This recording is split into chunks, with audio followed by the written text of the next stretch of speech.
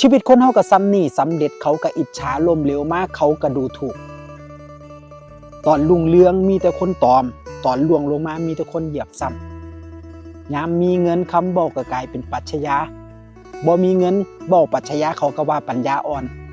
ตายอยู่ไสก็ดีแต่อย่าตายเพราะขี้ปากผู้ใดยามบ่มีเงินแม้แต่หมาก็ยังขี้เดียดเฮาบ่มีเงินบ่มีเสียงเฮาบ่ดังพอยามยากจนตกทุกข์ได้ยากความคิดเห็นของเฮาเสียงของเฮาเว้าส่ำใดก็บ่ดัง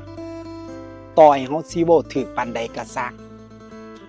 บ่มีเงินไล่ตัวตนเฮาสิกลายเป็นอากาศสำหรับคนบางคนชีวิตที่อยู่เพื่อเงินเจ้าสิทุกข์แฮงชีวิตที่อยู่เพื่อลูกเจ้าสิเมื่อยหลายชีวิตที่อยู่เพื่อความรักเจ้าสิเจ็บปวดบักคักชีวิตที่ต้องแข่งขันเจ้าสิรู้สึกว่าเจ้าของต้อยต่ำชีวิตที่อยู่ด้วยความดีเจ้าสิบ่เห็นแก่โตวชีวิตที่อยู่กับปัจจุบันเจ้าสิสบายชีวิตที่อยู่แบบใจกว้างให้อภัยเจ้าสิมีความสุขชีวิตที่อยู่แบบพอเพียงเจ้าสิรู้สึกถึงความมั่นคงยั่งยืนชีวิตคนเฮาเนี่ยตอนมีเงินอย่าไปเหยียดหยามคนอื่น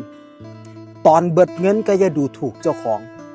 ตอนมีอำนาจอย่าหลงเจ้าของหลายเกินไปตอนไล่อำนาจก็อย่าท้อแท้สิ้นหวังจื้อไว้เด้อฝนบ่ได้ตกซุมื้อ